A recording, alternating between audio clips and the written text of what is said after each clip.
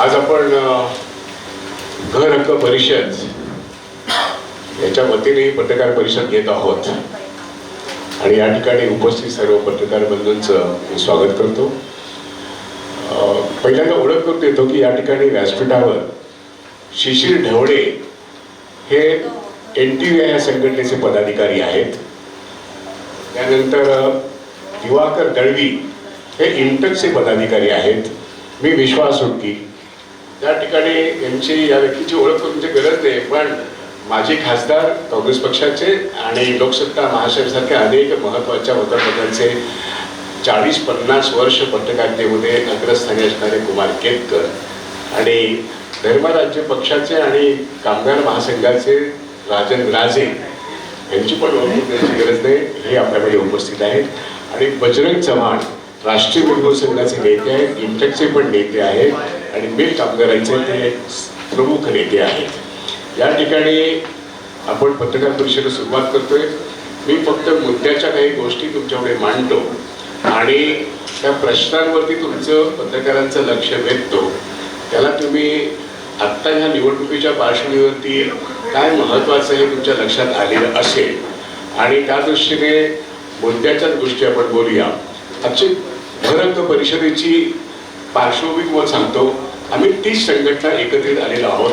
या 30 संघटनांचा एक यादीच तुमच्याकडे मी दिलेली आहे. या 30 संघटनांमध्ये या ठिकाणी उपस्थित नेते मंडळी आहेत, पण बरेचसे लोक आज निवडणुकीच्या कामामध्ये गुंतलेले असल्यामुळे ते येऊ शकले नाहीत. नंबर 1 ची गोष्ट.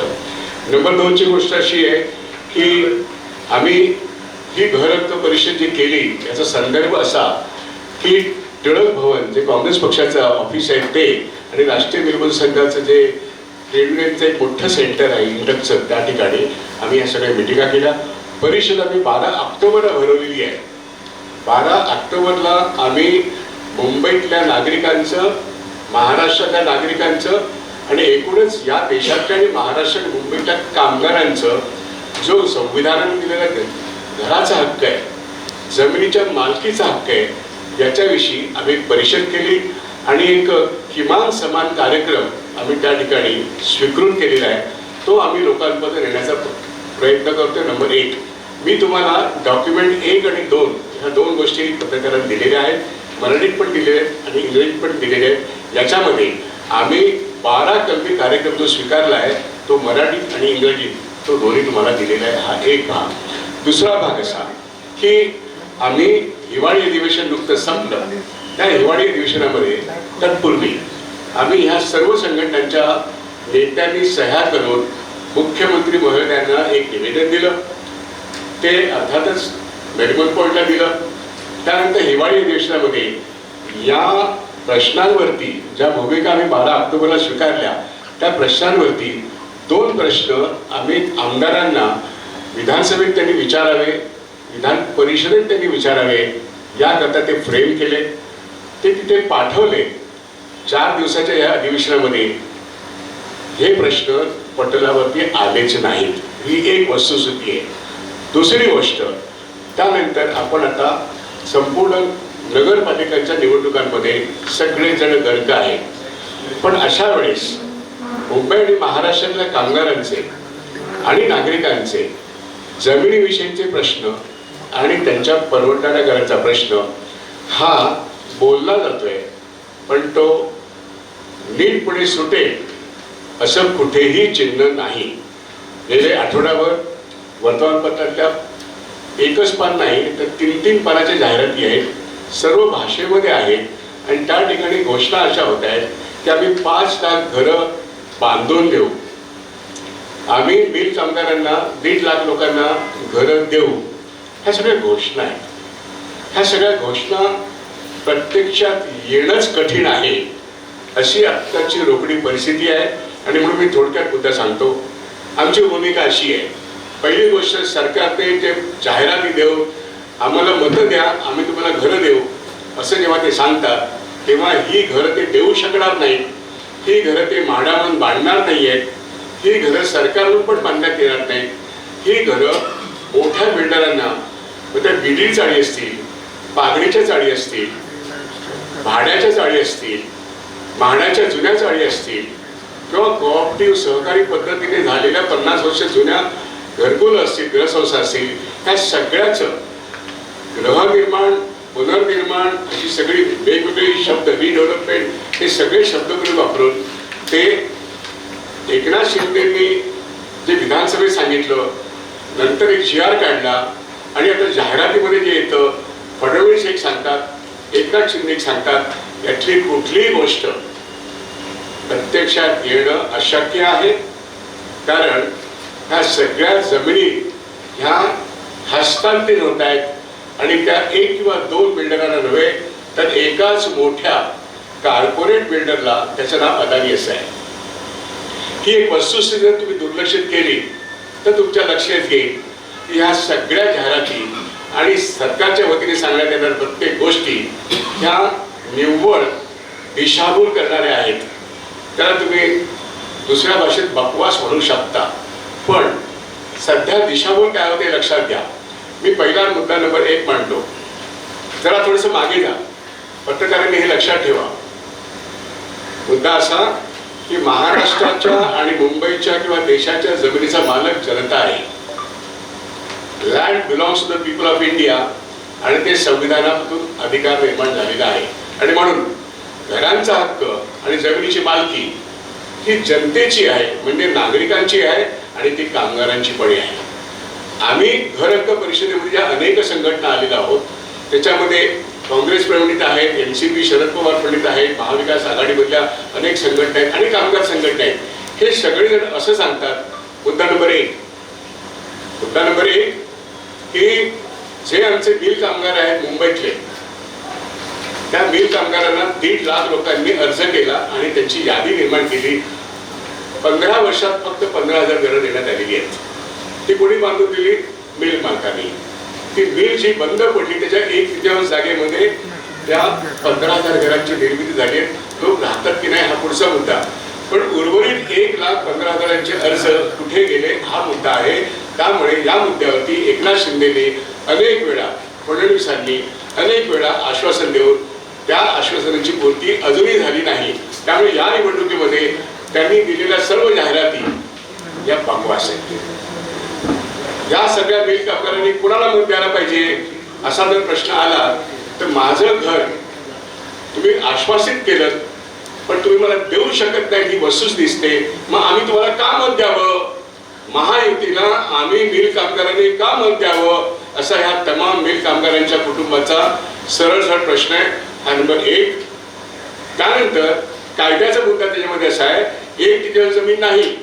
आम्ही घर हक्क परिषद म्हणून जी परिषद घेतली त्या परिषदेने आम्ही म्हटलं 1/3 अधिक 1/3 अधिक 1/3 म्हणजे पूर्ण जमीन आहे. ही पूर्ण जमीन, मुद्दा लक्षात घ्या, ही पूर्ण जमीन कापड गिरणी बंद झाली किंवा कोणतीही गिरणी बंद झाली, त्या बंद गिरणीच्या खालची जमीन ही कमाल नागरी कमाल जमीन धारणा कायदा 1976 मध्ये त्या धंद्याला लीज वरती देण्यात आली. धंदा बंद पडला किंवा लीज संपलं तर ती जमीन सरकारने परत घेतली पाहिजे असं सत्यरंजन धर्माधिकारी यांनी हा कायदा रद्द झाल्यानंतर 2014 मध्ये मुंबईचं एक सर्वात मोठं खंडपीठ 3 लोकांचं सत्यरंजन धर्माधिकारी यांनी निकाल दिला की जी जमीन कारखाना बंद झाला तर ती जमीन सरकारने परत घ्यायला पाहिजे.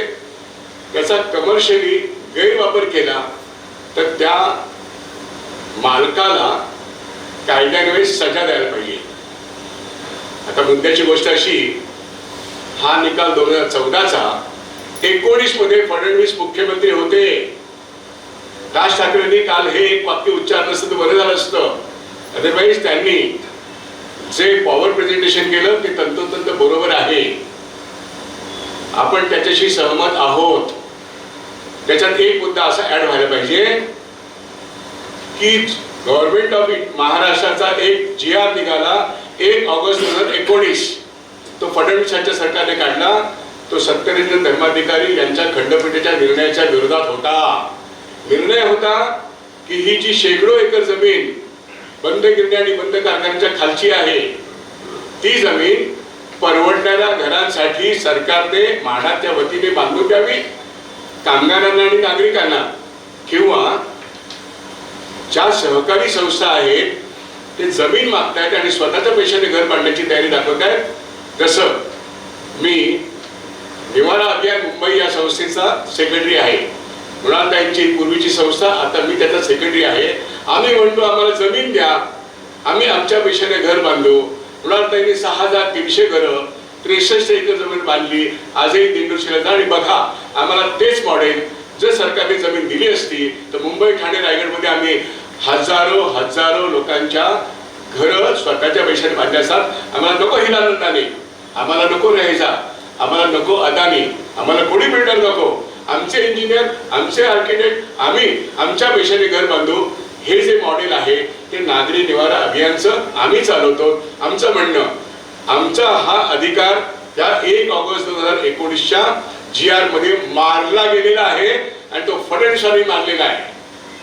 फडणवीस सरकारने तो GR, ज्याला आमचं आता मुंबई हायकोर्टामध्ये आव्हान आहे, मुख्य न्यायाधीश यांच्या पुढे 2019 पासून ते 2025 संपलं, याला अजूनही एकदाही हिअरिंग झालं नाही, फक्त त्याचं क्लबिंग झालं।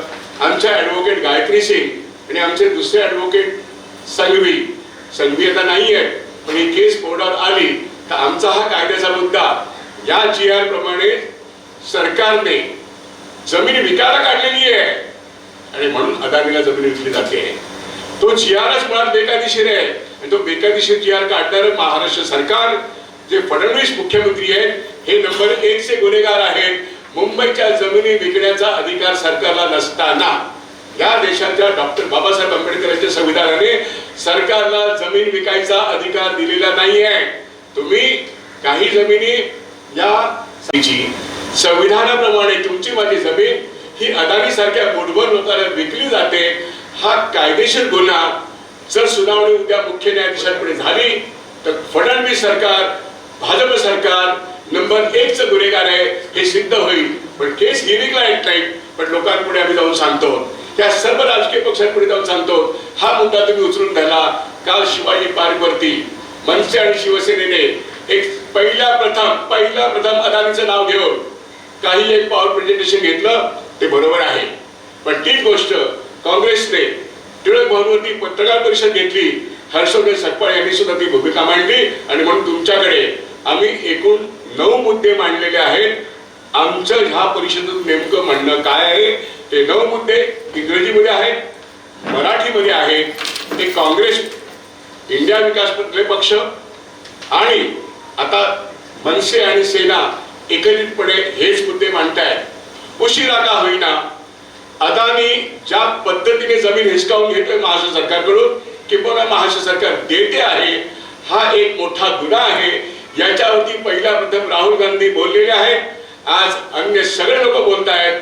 कारण का मुंबई आणि मुंबई सकट MMRDA म्हणजे महाराष्ट्रापासून जसं नॅशनल कॅपिटल रजिस्टर हे वेगळं करण्यात आलं हरियाणा आणि उत्तर प्रदेश मधून, दिल्ली वाढवली, NCR निर्माण झाला, तसं MMRDA महाराष्ट्रापासून विभक्त करून केवळ मुंबई नाही, महाराष्ट्रापासून मुंबई, नवी मुंबई, रायगड, पालघर आणि ठाणे हा MMRDAचा भाग विभक्त करणं, स्पेशल इकॉनॉमिक झोन करणं, या गोष्टी होऊ घातलेल्या आहेत।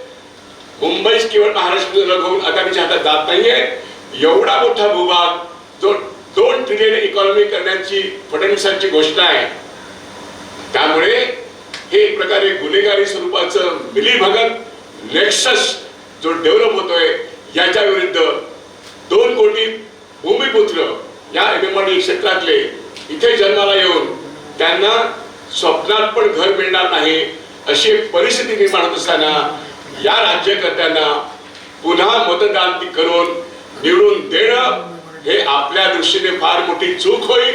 आणि म्हणून मतदानाच्या 15 तारखेला डोळे उघडे ठेवून, कान उघडे ठेवून, डोकं चालवून, मराठी भाषा महत्वाची, मुंबई महत्वाची, होय महाराष्ट्र पण महत्वाचा, पण माझ्या घराचा हक्क, माझ्या जमिनीवरचा माझा हक्क संविधानाने दिलेला अदानीकडे नेणारा हा जो एक कुटील कारस्थानाचा भाग एकनाथ शिंदे अजित पवार आणि भारतीय जनता पक्षाचं नेतृत्व मोदींपासून ते फडणवीसांपर्यंत नाव घेऊन बोलण्याची वेळ आहे.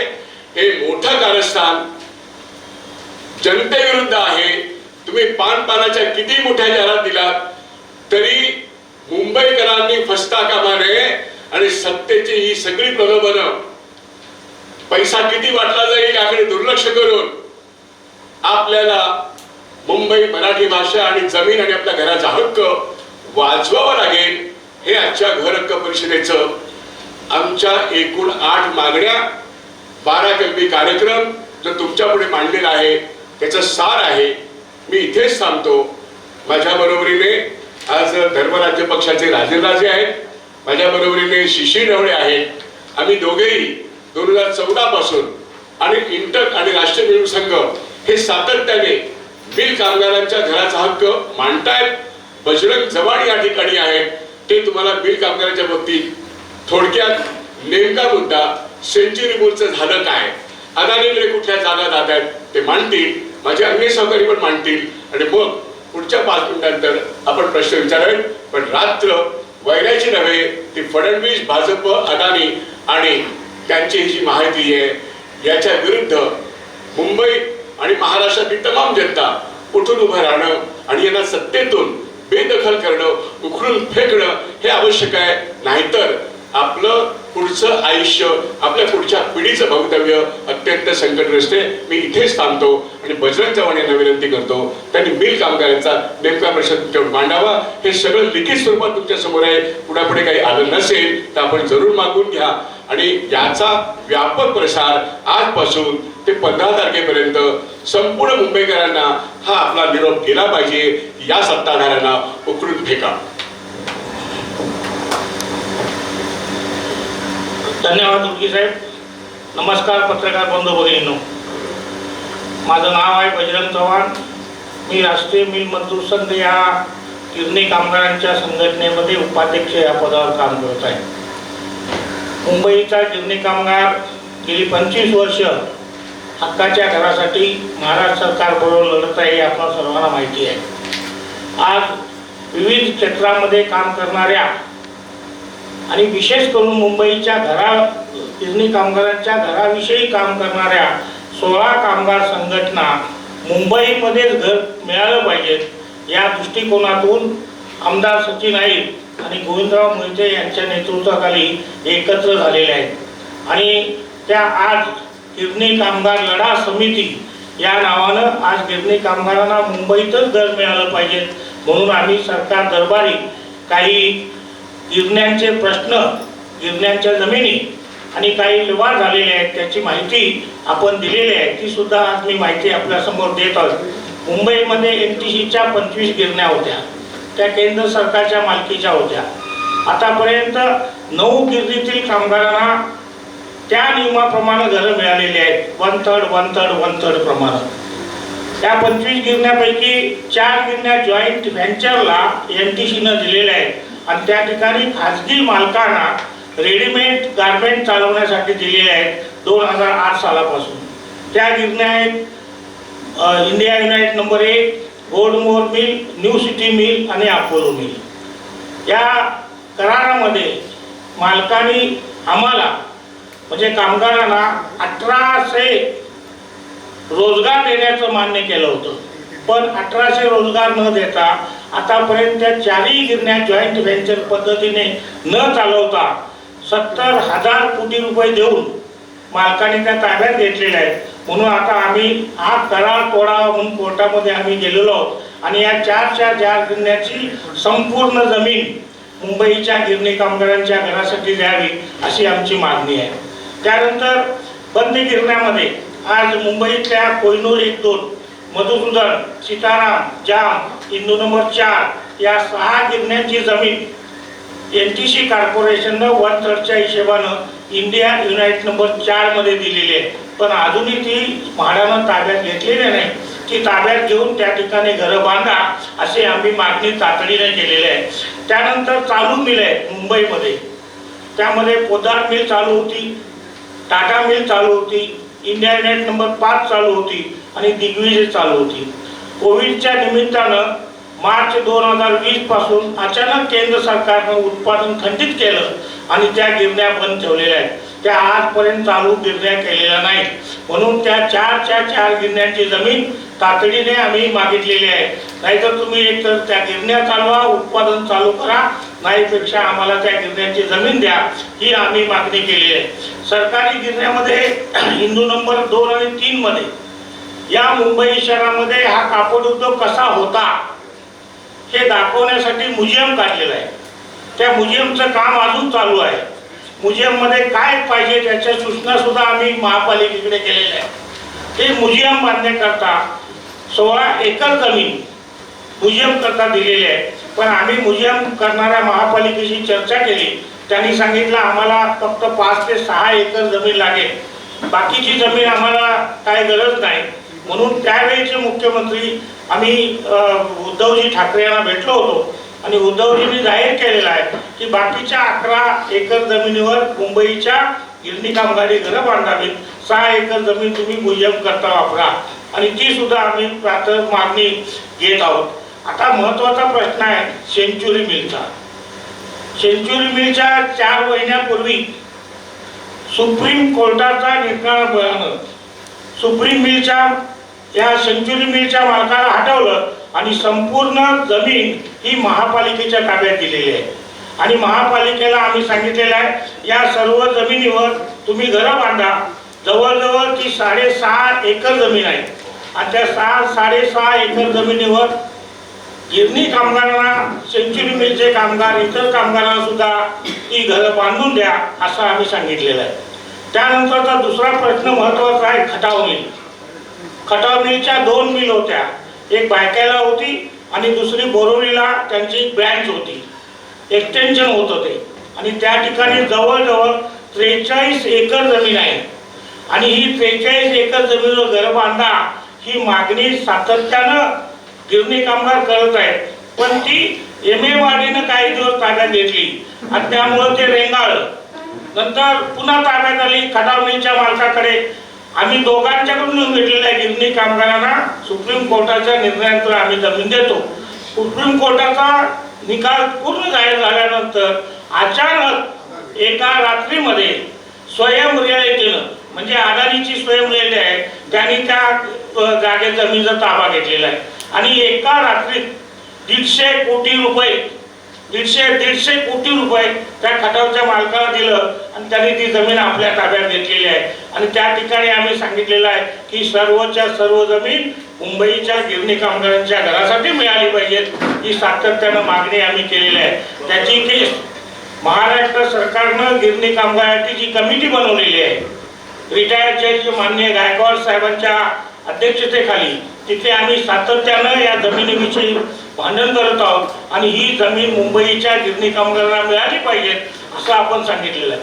मध्यंतरी फडणवीस सरकारने थोडा नाही मोठा गिरणी कामगारांच्या बाबतीत GR काढला आणि त्या GR मधून 2 बिल्डरना आणलं आणि 2 बिल्डरना सांगितलं तुम्ही 17,000 घरं बांधा, आम्ही गिरणी कामगारांची घरं घ्यायला सांगतो.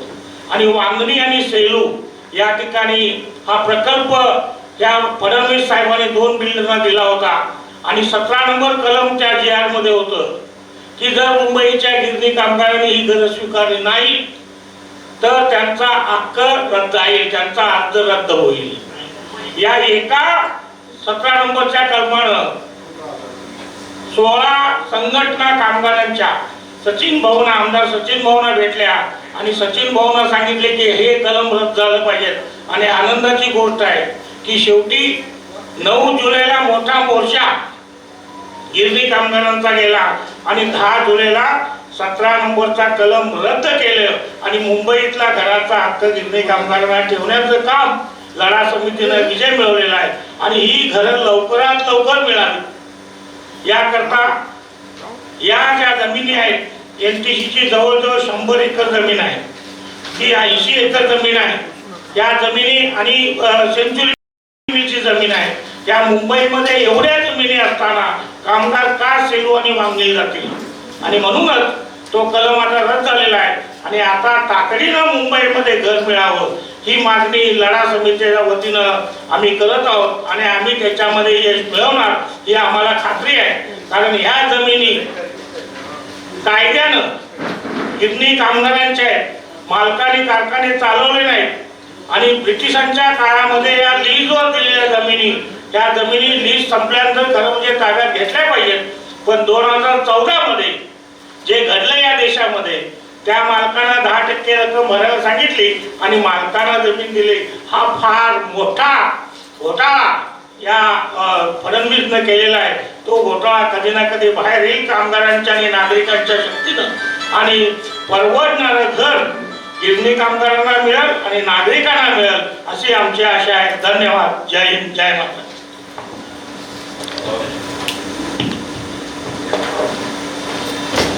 मांडणी झाली आहे विषयाची. तुमच्याकडे हे सगळं मराठी आणि इंग्रजीमध्ये दिलेलं आहे. काही प्रश्न असतील तर जरूर विचारा. मुलाच्या मध्ये आणखीन काही मुद्दे सांगता येतील. धन्यवाद.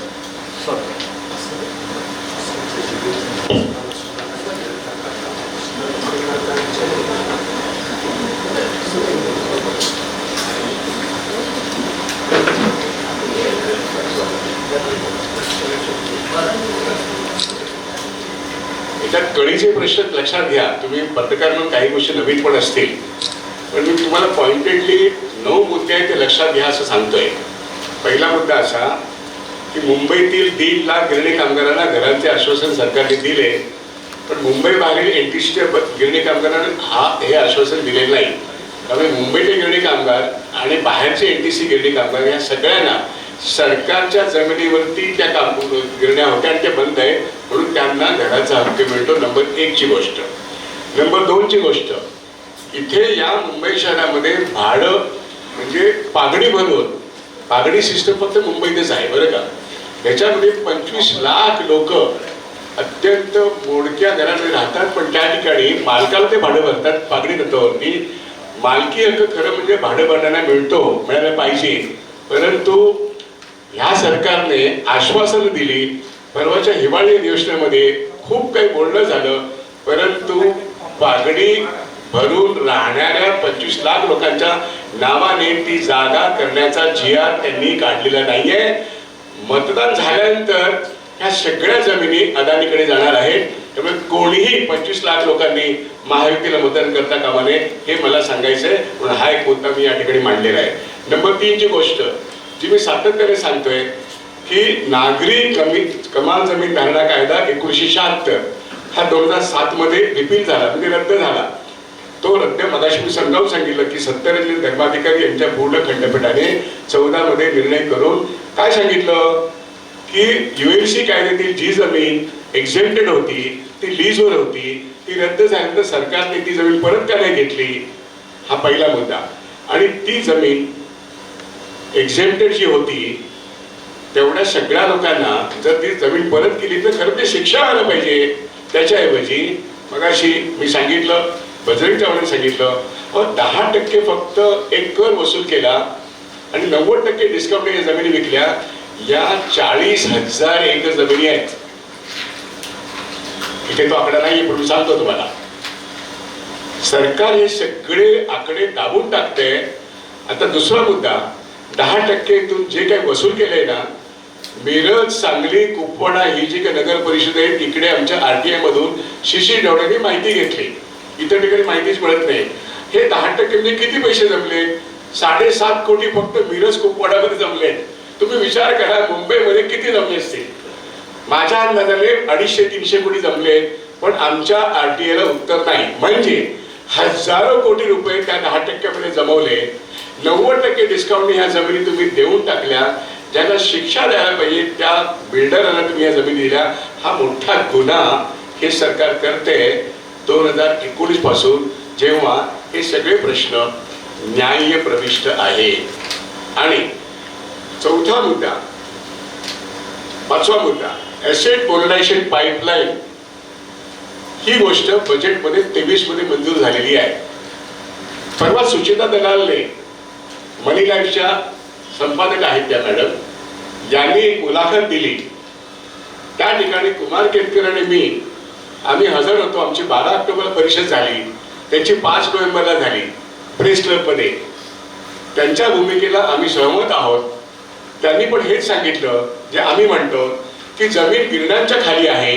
अहो, जमीन BSCच्या खाली पण आहे, जमीन STच्या खाली पण आहे, जमीन कामगार हॉस्पिटलच्या खाली आहे, जमीन बागांच्या खाली आहे आणि जमीन म्हाडाची पण आहे.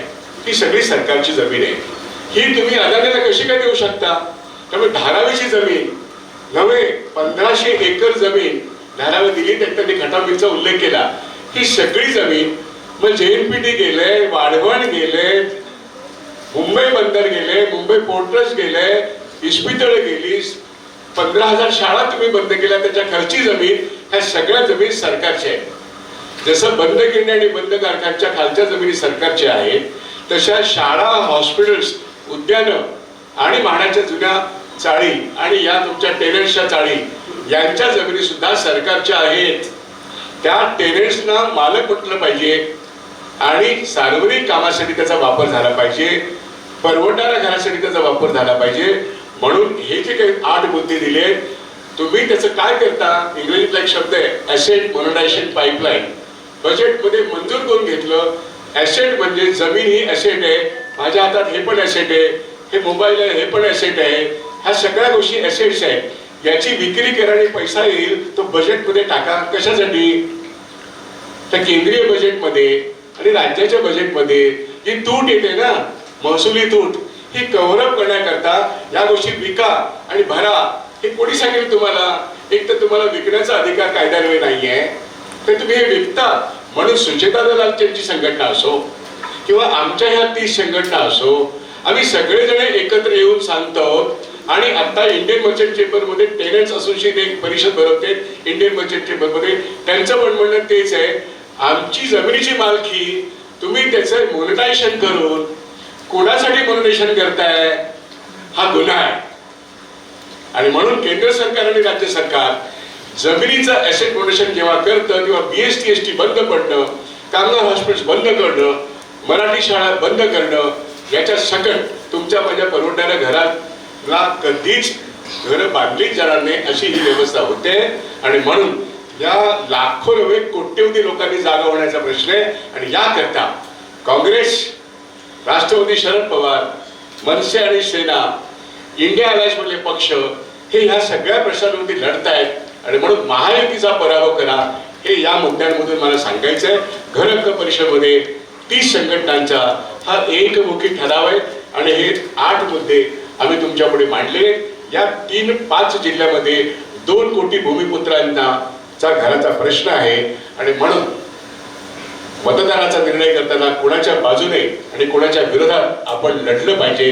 रस्त्यावरची लढाई, न्यायालयातली लढाई हा एक भाग, पण मतदान करताना डॉक्टर बाबासाहेब आंबेडकरांनी सुद्धा आपल्याला मताचा जो अधिकार दिलाय त्या ठिकाणी आपल्या संघर्षाला यश मिळायचं असेल तर सध्याच्या महायुती सरकारला हाणून पाडणं हे आम्हाला अत्यंत महत्त्वाचं वाटतं. आमची लढाई मजबूत व्हायची असेल तर आपल्याला हे सरकार हाणून पाडलं पाहिजे. आणि नंतर जी परिस्थिती निर्माण होईल त्याच्या मागे लागून आपली परवडणारी घरं, 2 कोटी लोकांची घरं, त्याच्याकरता जमिनी ह्या हिसकावून घेतल्या पाहिजे. इथेच थांबतो. आता प्रश्न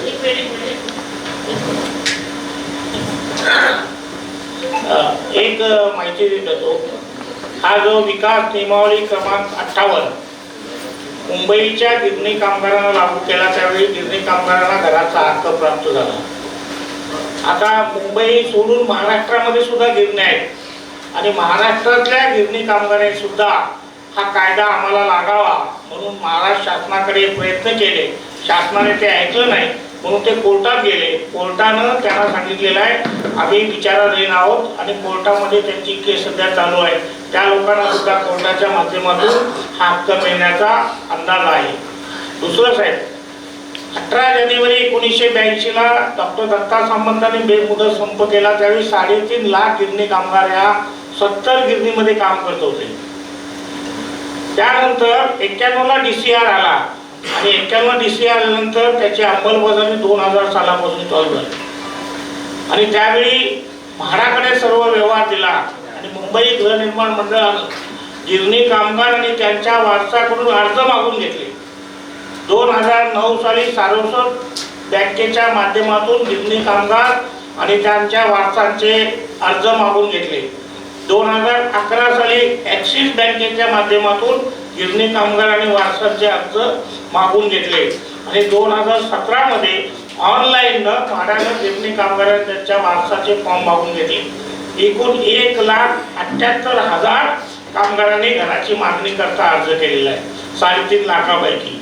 त्यामध्ये 20,000 लोकांना घरं मिळालेली आहेत. 1.5 लाख लोक शिल्लक आहेत, त्याची तपासणी चालू झालेली आहे. कारण घराची पात्रता आहे 1 जानेवारी 1982 सालानंतर जे कामगार काम करत होते ते घराकरता पात्र आहे. पण पूर्वीच्या लोकांसुद्धा फॉर्म भरले होते, ते पार करण्याची आता म्हाडानं सुरुवात केलेली आहे आणि आतापर्यंत 1,12,000 अर्ज पात्र झालेले आहेत 1.5 लाखापैकी आणि ते काम अजून चालू आहे. प्रश्न असेल तर जरूर विचारा. आमचे इंटकचे नेते दिवाकर दळवी यांना एक मुद्दा मांडायचा आहे. कारखाने गिरण्या यांच्या जमिनीच्या संदर्भात चर्चा सुरू आहे. कोलंब्यापासून माटुंग्यापर्यंतची मुंबई ही सेस मुंबई समजली जाते. म्हाडाचा दुरुस्ती कर लागू आहे आता आणि याच्यामध्ये प्रचंड मोठ्या प्रमाणात पागडी सिस्टीमच्या इमारती आणि ह्या परिसरात कोलंब्या ते माटुंगा या परिसरात असंख्य विविध क्षेत्रातले कामगार काम करतात. गिरणी कामगार असतील, पूर्वीचे इतर उद्योगामध्ये काम करणारे कर्मचारी कामगार असतील, महानगरपालिकेचे असतील, BHTचे असतील आणि ह्या सगळ्या जुन्या चाळी त्याच्यापैकी जवळजवळ 13,000 बिल्डिंग या डिलेमिटेड कंडिशनमध्ये आहेत.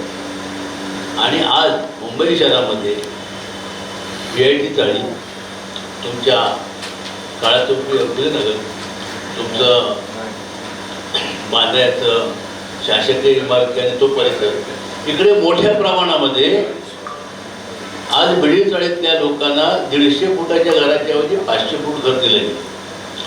1972 सालापासून ह्या परिसरातल्या सेसप्राप्त इमारतींना दुरुस्ती कर लागू आहे आणि या इमारतीच्या लोकांना गेले 3 वर्ष मी संबंधित सरकारला, मंत्र्यांना, मुख्यमंत्र्यांना, उपमुख्यमंत्र्यांना पत्र लिहित असतो की या लोकांना सुद्धा 500 कार्पेट एरिया घरात मिळाला पाहिजे.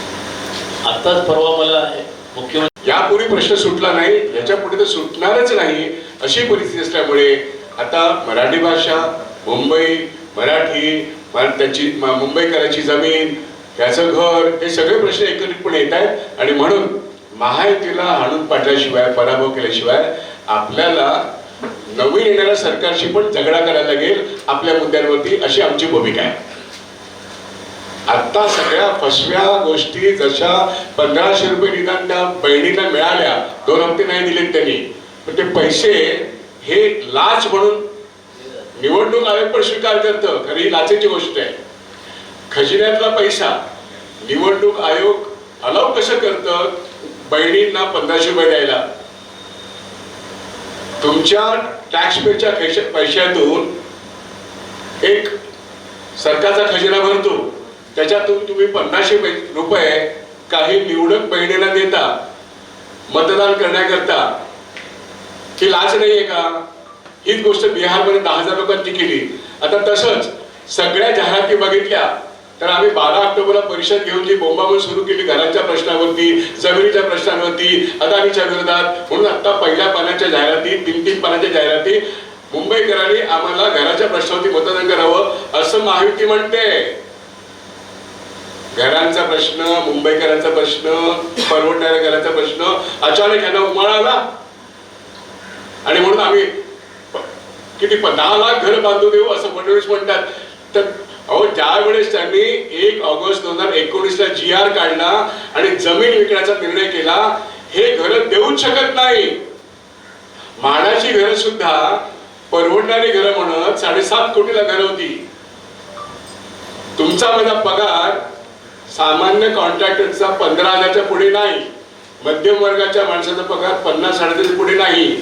त्याला जरी 3 कोटीचं लोन दिलं तरी मुंबईत घर होऊ शकत नाही आणि हे सांगतात की आम्ही तुम्हाला 75 लाखात म्हाडाचं घर देऊ. कुणाला मूर्ख बनवता तुम्ही? त्यामुळे असे जाहिराती देऊन आता लोक मूर्ख होणार नाही, कारण का लोकांच्या नोकऱ्या गेल्यात, महागाई वाढलेली आहे, नवीन रोजगार नाही. आता घरं पण जातील, ती टेनेंट असतील, पागडीवाले असतील, सगळ्यांना बुलडोजर लावून बाहेर काढण्याचा धंदा अदानी करणार आहे. अशा वेळेस हे महायुतीचं सरकार तीन इंजिनीचं तुमची मतं घेण्याकरता खोट्या जाहिराती देत आहेत. आणि म्हणून कालचा शिवाजी पार्कचा व्हिडिओ ह्याला समर्थन देत असताना एक वाक्य ऍड केलं पाहिजे की मुख्यमंत्री फडणवीस यांनी 1 ऑगस्ट 2019चा GR का नाही विड्रॉ केला, का नाही रद्द केला, हा एक महत्वाचा मुद्दा आहे. आणि म्हणून हे फसवणूक करणारं सरकार आहे, हे ते भ्रष्टाचारी आहेच, पण हे काही मूठभर बिल्डरांना आणि एका मोठ्या कॉर्पोरेटला विकलं गेलेलं सरकार आहे, किंबहुना त्यांच्यासाठीच काम करते. मतं मात्र निवडणुकीत तुमची हवी आहेत आणि म्हणून तुमचे डोळे उघडले पाहिजेत, तुमच्या मेंदूला झटके लागले पाहिजेत. तुम्ही मतदान करताना तुम्ही कोणाला मतदान करता हे कळलं पाहिजे. म्हणून आजची घर हक्क परिषद आहे आणि ही परिषद इथे संपत नाही, आंदोलन इथे संपत नाही. तर का न्यायालयात आम्ही आहोतच 6 वर्ष, रस्त्यावरचं आंदोलन करतोच आम्ही, सभा संमेलन आम्ही करतोच आहोत. पण पत्रकारांच्या मार्फत, सोशल मीडिया मार्फत या महायुती सरकारला पुन्हा सत्तेवर येण्याची संधी देऊ नये, कारण ते आमच्या घरांचा हक्क, संविधानाप्रमाणे मिळणाऱ्या जमिनीच्या मालकीचा हक्क हे हिरावून घेत आहे आणि ही एक अंतिम घडी आहे. आणि म्हणून मी मगाशी म्हटलं, मुंबईच केवळ मोकळी होणार नाही, वेगळी होणार नसून MMRDA क्षेत्र महाराष्ट्रापासून विभक्त होईल. जसं नॅशनल कॅपिटल रजिस्टर निर्माण झालेलं आहे, ज्याच्यावरचा कंट्रोलिंग पॉइंट LG आहे, मुख्यमंत्री नामधारी असतो, तसं या भागामध्ये होऊन जाईल. आणि म्हणून आत्ताच सगळ्या महानगरपालिकांवरती ऍडमिनिस्ट्रेटर आहे, त्यांच्यावरचा खरा मालक, खरा हक्क हा मुख्यमंत्र्याच्या आणि मुख्यमंत्र्यांच्या CMOचा असतो. महानगरपालिकेमध्ये उद्या हे निवडून जरी आले सगळ्या, तरी अधिकार हा मुख्यमंत्र्याकडे असतो. कृपा करून हा कायदा लक्षात घ्या, नागरिकांनी हे लक्षात ठेवावं. उद्या महानगरपालिका निवडून दिल्यानंतर सुद्धा मुख्यमंत्री अदानीच करणार आहेत काम, तुमचं माझं नाही. म्हणून आता पत्रकार परिषद घेऊन याला निवडून देऊ नका हे सांगण्याकरता आणि यानंतरचा लढा, रस्त्यावरची लढाई करावीच लागेल. हे मत पत्रकारांच्या मार्फत, सोशल मीडिया मार्फत लोकांपर्यंत पोहोचावं, 3.5 कोटी लोकांपर्यंत पोहोचावं, याकरता आत्ताची पत्रकार परिषद आहे.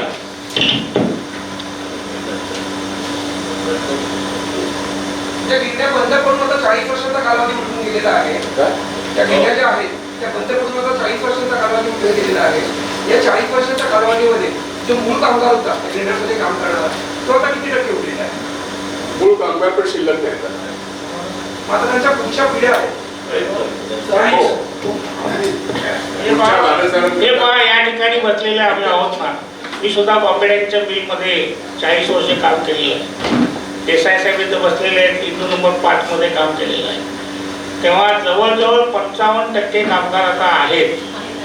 आणि जे कामगार दुर्दैवानं निधन पावलेले आहेत त्यांच्या वारसांना सुद्धा घराचा हक्क मिळालेला आहे. तेव्हा आमचं मत आम्ही ठरवलेलं आहे, कारण प्रत्येक वेळी विधानसभेमध्ये गिरणी कामगारांचा प्रश्न येतो. यावेळी सुद्धा आला आणि मुंबईमध्येच आम्ही घर देणार असं उपमुख्यमंत्र्यांनी सांगितलेलं आहे. आता त्याची अंमलबजावणी किती होते ते आम्ही पाहणार आहोत.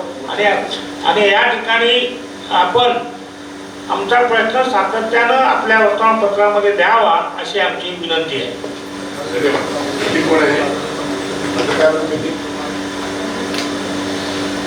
काही प्रश्न आहेत का? लोकमत झाले, पुढारी झालं, सकाळ झालं, प्रहार,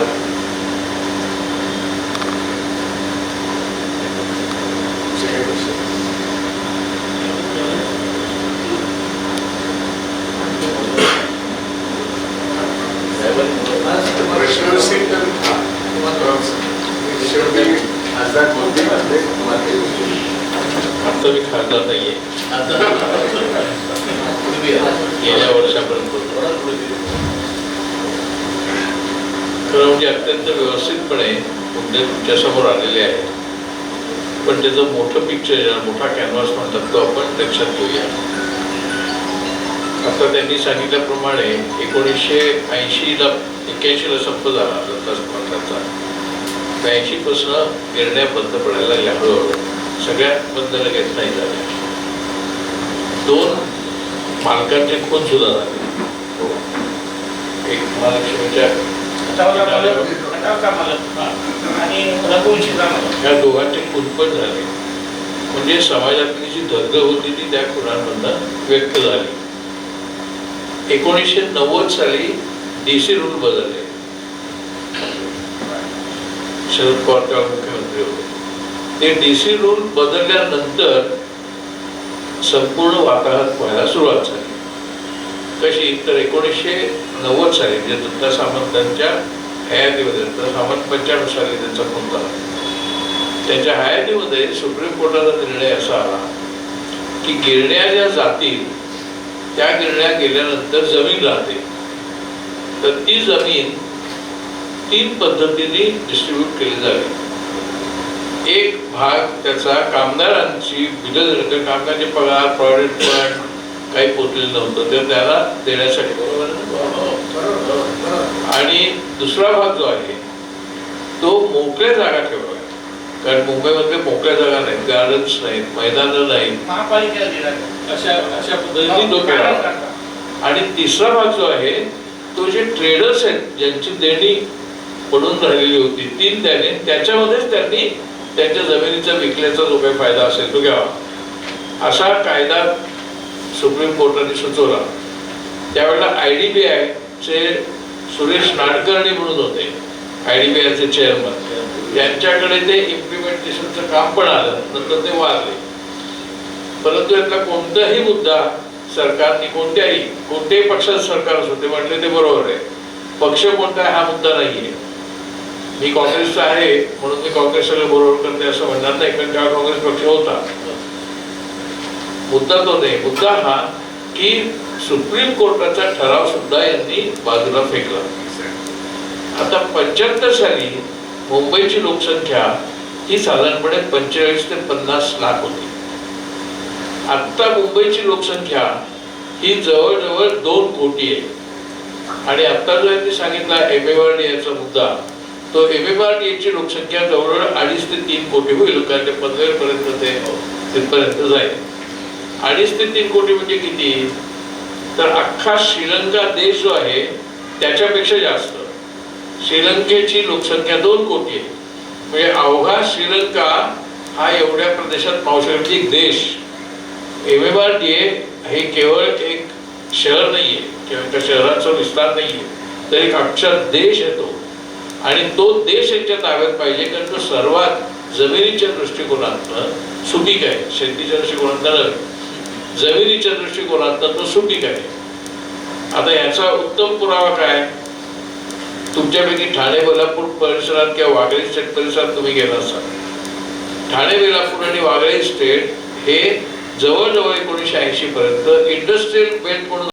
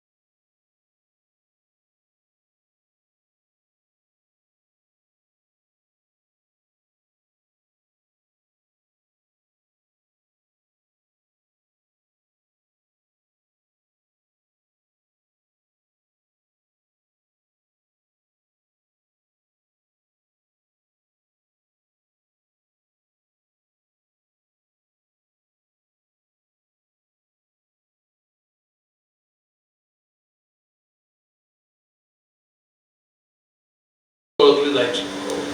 लागोपाठ सगळ्या इंडस्ट्री होत्या, सगळीकडे युनियन्स होत्या. ठाण्या स्टेशन पासून किंवा चेंदडी नाक्यापासून बसेसमधनं कामगार तिकडे जायचे. त्यामुळे मुंबईला ते इंडस्ट्रियल टाउन जसं इथे होतं टेक्स्टाईल मिलचं तसं ते होतं. त्यामुळे मुंबई आणि ठाणे हे प्रदेश हे औद्योगिक म्हणून मानले जायचे आणि ते औद्योगिक असल्यामुळे औद्योगिक कामगारांचं शहर म्हणजे मुंबई अशी संबंध देशभर आपली प्रतिभा होती. आता कुठेही उद्योग नाही. तुम्हाला जाताना पूर्वी व्हिडिओनं तुम्ही निघालात म्हणजे आताच्या CSMT पासून तर ठाण्यापर्यंत तुम्हाला डाव्या उजव्या साईडला फॅक्टरीज दिसायच्या. वाटेत लालबागवरून जाताना आपल्याला गिरण्यांची चिमण्या दिसायच्या. मुंबईची अनेक माणसं निघाली सायांच्या पुढे की त्यांचे व्यवहार गिरण्यांच्या भोग्यांवरती ठरायचे. आपण कुठे पोहोचलोय किती पोहोचलोय ही अवस्था साधारणपणे 1990-92 पर्यंत थोड्याफार प्रमाणात तरी शिल्लक होती. 50 लाखचे आता हे 2 आणि आता 3.5 कोटी झालेले त्याच्यामुळे वेगळं शहर निर्माण होणार आहे. ह्या सगळ्यामध्ये जो मनुष्य राहत होता तो प्रामुख्याने कामगारच होता. म्हणून कामगारांचं शहर होतं, औद्योगिक शहर होतं. तीच त्यांची अडचण होती. त्यांना कामगारांचं शहर नको होतं कारण या भागामधल्या कामगार संघटना अतिशय स्ट्रॉंग होत्या आणि त्या काळामध्ये बँक आणि LICचे कामगार किंवा कर्मचारी हे पण त्यांच्याबरोबर असायचे. आम्ही पत्रकार होतो. आता पत्रकार होतो म्हणजे काय तुम्हाला माहित नाहीये. आपल्याकडे बॉम्बे इंडस्ट्रियल ऍक्ट आहे, बॉम्बे इंडस्ट्रियल रिलेशन ऍक्ट. तर तो एआर ऍक्ट मध्ये आम्ही पत्रकार होतो कारण आम्हाला पत्रकार या नात्याने आम्ही इंडस्ट्रियल कामगार होतो. म्हणजे आमची जर कोर्टामध्ये केस गेली तर त्या काळामध्ये ती इंडस्ट्रियल कामगारांची केस म्हणून जायची. आता ते सगळं बदललंय. आता पत्रकार तर 90% आता कॉन्ट्रॅक्टवरती आहे आणि तो कुठच्या तरी कॉन्ट्रॅक्टरच्या मार्फत येतात. त्यामुळे आता परिस्थिती सगळी बदलली. का समजून घेण्याची गरज आहे. कामगारांचं शहर असणं हे ह्या बड्या उद्योगपती आणि बिल्डर्सना नको होतं. कारण कामगारांचं शहर असलं की कामगार युनियन असतात. कामगार युनियन अतिशय स्ट्रॉंग होत्या आणि त्या स्ट्रॉंग असल्यामुळे यांच्यावरती वचक होता. त्यांना तो वचक नको असेल तर कामगारच नको. कामगार संघटना जाऊन प्रश्नच येणार नाही. तेव्हापासून ही पॉलिसी ठरली. त्याचा पुरावा म्हणजे DC रूल 1990 साली बदलले आणि त्याच्यानंतर ही सगळी जमीन वाटपाचे प्रश्न त्यांनी गुंडाळायला सुरुवात केली. त्यामुळे मुंबईची दुर्दशा ही प्रामुख्याने 1990 नंतर नव्या पद्धतीने सुरुवात झाली. त्यावेळी मुंबईचा जो कामगार होता 40 मैल राहणारा किंवा मुंबईचा जो मध्यमवर्गीय लोअर मिडल क्लासचा माणूस होता जो डबा घेऊन सकाळी निघायचा तो हळूहळू या प्रदेशातनं फेकला गेला जसजशा जमिनी ओपन झाल्या. आणि त्याच्यामुळे ज्या ठिकाणी कधीही आपली मराठी वस्ती दिसत नव्हती अशी म्हणजे अंबरनाथ बदलापूर कल्याणच्या पुढे कल्याणपर्यंत होते पण कल्याणच्या पुढे अंबरनाथ बदलापूर हा सगळा पट्टा हा इकडचा मराठी माणूस तिकडे जायला लागल्यामुळे झाला. इकडचा मराठी माणूस तिकडे जायचं कारण या सगळ्या जमिनी किंवा या सगळ्या बिल्डिंग्स किंवा त्या चाळी रिडेव्हलपमेंटच्या नावाखाली विकल्या गेल्या. त्या विकल्या गेल्या कोणाला विकल्या गेल्या बरोबर ज्याच्यासाठी DC रूल आले त्यांच्यासाठी विकल्या गेल्या आणि त्यांच्याकडे ते फायदे तयार झाले आणि आपण मराठी उच्चाटन ज्याला म्हणतो ते इथून सुरू झालं 1990-95 साली. त्याला अडचण होईल म्हणूनच दत्ता सामंतचा खून झालाय. दत्ता सामंतचा खून जो झालाय त्याच्यामध्ये असं म्हणतात आपल्याला माहित आहे काय त्याने काय आपल्याला माहिती आहे पण बऱ्यापैकी ते खरं असं शक्यता आहे. प्रीमियर ऑटोमोबिलचा एवढा एरिया होता प्रचंड मोठा एरिया होता. प्रीमियर ऑटोमोबिलचा जवळजवळ एक उपनगर असावा एवढा एरिया होता. त्या प्रीमियरमध्ये संप झाला त्यात दत्ता सामंत होते त्या निमित्ताने त्यांचा खून झाला म्हणून काही लोक म्हणतात त्यात तिथल्या मॅनेजमेंटचा त्याच्यामध्ये हात असण्याची शक्यता आहे. तोही खून हा पुरावा आहे लोकांच्या धगधगत्या वातावरणाचा आणि ते लक्षात घेऊन आता जर ज्या पद्धतीने ही जमीन सगळी विकतायत त्या पद्धतीने नवीन गॉडफादर्स आणि नवीन माफिया तयार करण्याचा अधिकृत मार्ग आहे. आणि हा नवीन माफिया आणि नवीन गॉडफादर जर तयार झाले इथे तुम्ही गॉडफादर सिनेमा पाहिला असेल तर पहा त्याच्यात हिंदी पण सबटायटल आहे तर तुम्हाला त्याच्या लक्षात येईल की त्याच्यामधली गुन्हेगारी ही सगळी अशा इस्टेटच्या आधारे आहे जमिनीच्या आधारे आहे. ती जमीन आपल्याकडे अशा पद्धतीने आणून आता जर तुम्ही कारने किंवा बसने दादरवरनं ठाण्यापर्यंत किंवा त्याच्या पुढे जर गेलात कल्याणपर्यंत सुद्धा तर तुम्हाला दोन्ही बाजूला मोकळी जमीन दिसत नाही, सॉल्ट पेस्ट दिसत नाही, मिठागर काही दिसत नाही.